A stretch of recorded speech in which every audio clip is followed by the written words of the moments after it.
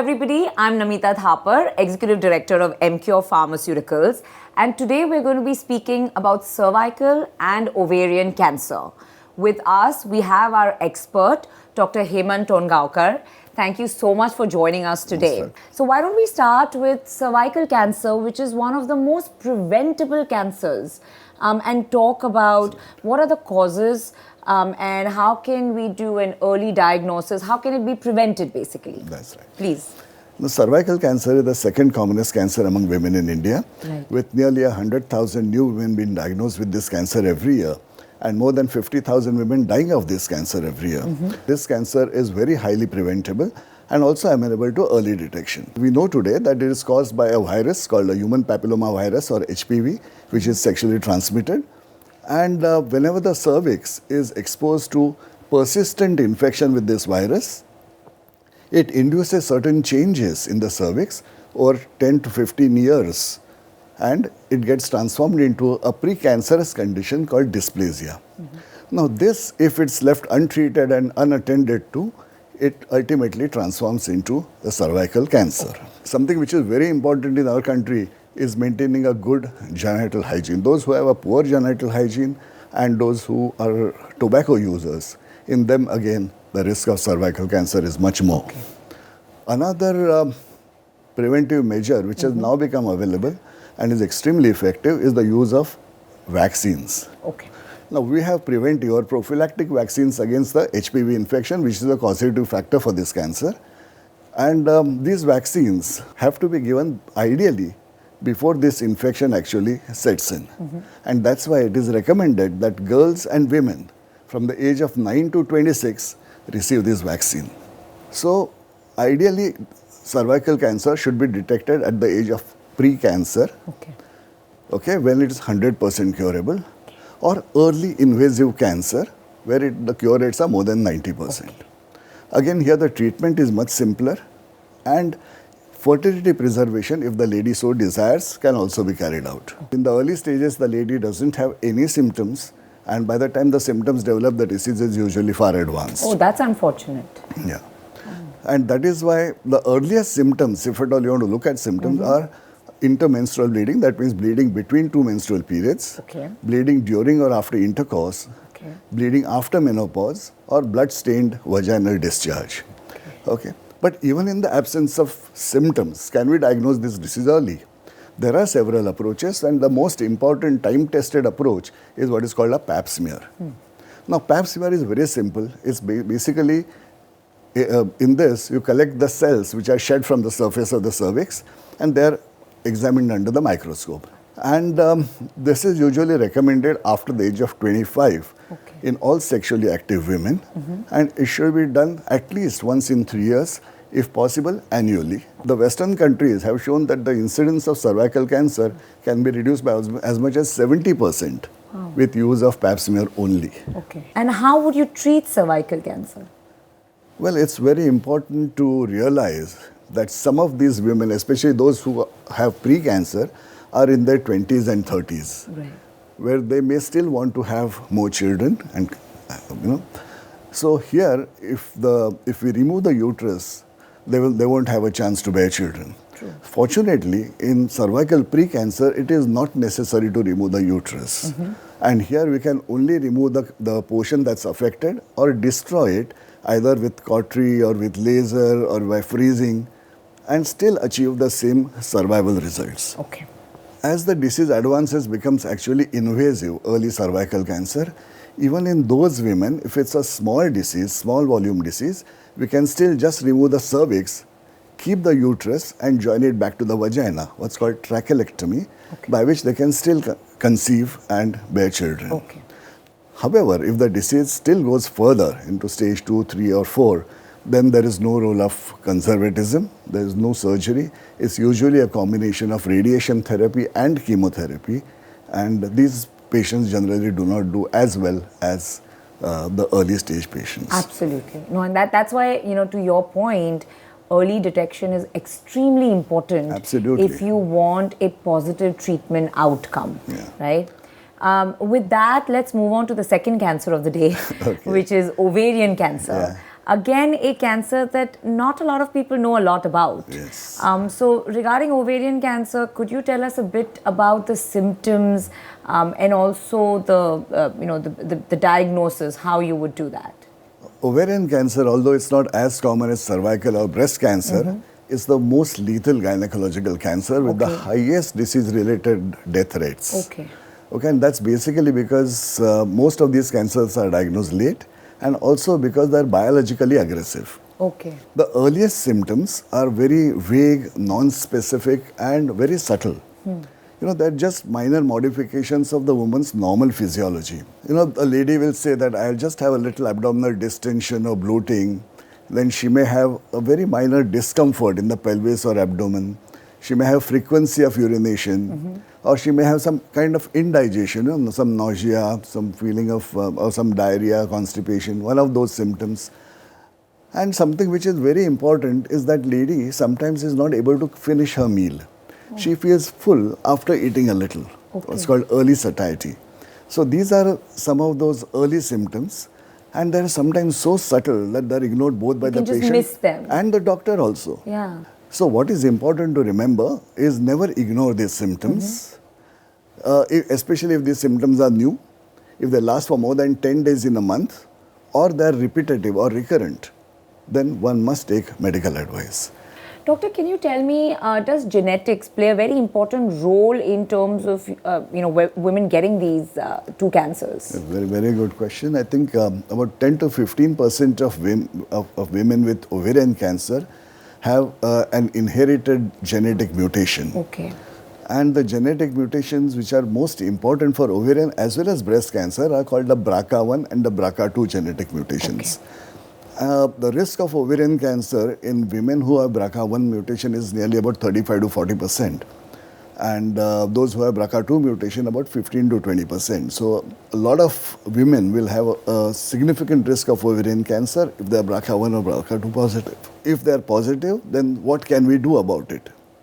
If the lady has completed her family, there is something called a risk reduction surgery that is now advocated. That means you remove the ovaries and the tube when they are ostensibly normal. Okay. And that itself reduces the risk of ovarian and breast cancer by more than 90%. That's a big number. Yeah. But at the same time, if the lady hasn't completed her family, then can we reduce the risk in women who are BRCA1 and BRCA2 positive? Yes, it can be done by use of oral contraceptives or birth control pills. With those, the risk of, if they're taken for 5 years or more, the risk of ovarian cancer reduces by 30 to 50%. Only thing, these medications need to be taken under medical supervision. One should not self-prescribe these medications. Right, yeah? Absolutely. And doctor, a very important question is, what is the one message that you would like to give to all women so that they get detected early for both cervical as well as ovarian cancer? Well, the message that I need to give is basically, you have to catch cancer before it catches you. Yes. That is extremely important, and that is why they have to be proactive. Absolutely. Yeah? We had a super conversation with Dr. Tongaonkar, who told us some important facts about cervical and ovarian cancer. Now we move on to our special guest for today, a wonderful lady who will be talking to us about her journey with cancer. So tell me, Sangeeta, how did you know that you had cervical cancer? How did you find out about your illness? It started with a bit of foul smelling discharge and extremely bad lower back pain. But I kept ignoring it. I thought it was just a normal kind of an infection, which would just go with some antibiotics and all. And then gradually it became like bouts of bleeding in between my periods. So that really alarmed me because that's not a usual infection. Then I went to my gynecologist and then she did a pap smear on me. Then I was diagnosed of cervical cancer, stage 1. So finding out that you had an abnormal pap must have been scary. I was quite shaken up, and my daughters were still going to school. Somehow cancer just brings that thing in your mind that you're not going to make it. Yeah, it's got that It's fatal just kind that of a ring to it. Yeah. I have to fight it. I have to emerge a winner. And I can't let a disease pull me down like this. Did you have support from the family? Did you have somebody who was helping you? Did you go for counseling? You have children, you have a family, you have so many people who love you. You just get that strength. And my family was a big support, of course. My husband has like always been with me. In fact, incidentally, I was operated on the day of Karwa Chauth. So he kept the fast on Karwa So Chauth. sweet. That is so And wonderful. yeah, and my sister came down from Udaipur. She was with him, and both of them, were in Gangaram Hospital. Through the window, they saw the moon, and they opened their fast together. My And goodness, that's such a touching story. and So since nice. then, he has been keeping Karwa Chauth for me with How me. lovely. How Yeah. lovely. That's 13 years. So you had a hysterectomy at that time in 2002, Yeah. and you were having regular PAPs anyway. They must have removed the cervix as well with the hysterectomy, right? Yes, yes. And then you still had a recurrence. That's Yes, what I the did history have a says. recurrence in February. The Of pap smear 20 of 2000? 3 next year The next year. itself, Okay, within so- 3 months. That actually shook me up completely. I was like very sure that this was my end. I had only heard of the chemos and the radios and all, but I didn't know that I was going to be experiencing them. To have the strength and the mental power to do it once is huge to deal with cancer. To have to do it twice is like not double the strength, it's about 5 times the strength that's needed. So, Yeah. what does it take to actually go through that entire process and to see the doctors? What is it that you feel that as a patient, what is it that made that journey easier for you or made that journey possible for you? See, to be honest, I had an excellent radiologist, Dr. Jaya Lakshmi. And, she was the kind of a person, any question I had to her, any doubts I had, any physical issues I had, mental, emotional issues I had, I could discuss with her. She was more, not just a doctor, she was also like a psychologist for me. She would tell me about cases where people would stop the treatment in between because they could not afford it. And sometimes because it was a woman and they didn't want to spend so much money, Oh, and wow. and I mean, it was shocking to hear the stories, Mridu. It's not an easy treatment. It gives you burns, and also, you get, and I was getting chemo simultaneously once a So week. you I had was going for radiology, so you had radiotherapy and chemotherapy simultaneously, yes.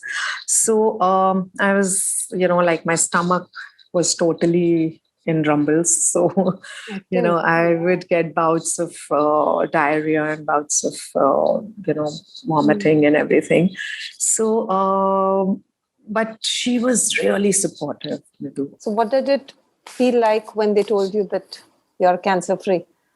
Oh, Second time round. I can't tell you. is It it was like? like getting the second life, it was like, yes, I've done it. I'm a winner. If I can fight this, I can do anything. It changed my attitude completely towards life, towards people. And, I think I learned to stand up for myself, to be very honest. And is mentally your and health your priority now? Yes, definitely it is. And do you still need to keep taking your PAP tests? What is the protocol? Once a year, I had been going, but this year when I had gone, the doctor told me that I can now make it twice, once in 2 years. Is there a message that your journey has brought to you that you want to share with people? Is there something? Yeah, Mridu, I have a few things that I have learned. Nothing is impossible. And you only need a positive frame of mind and the will to fight. Regular screening, definitely, I would advise all women to get done. And also, there is a vaccine for cancer prevention, cervical cancer prevention. So I got that done for my daughters because after my cervical cancer, I came to know about the vaccine, and I got most of the girls in our family have already got it done, and those who are growing up are also getting it simultaneously done. Going public and talking about it and inspiring other women to take care of their health and to do what. Thank you so much. That we need more people coming out and talking about it. Thank you, Yes, Sangeeta. You're most Wonderful welcome, to Vidhu. hear It was your wonderful story. talking.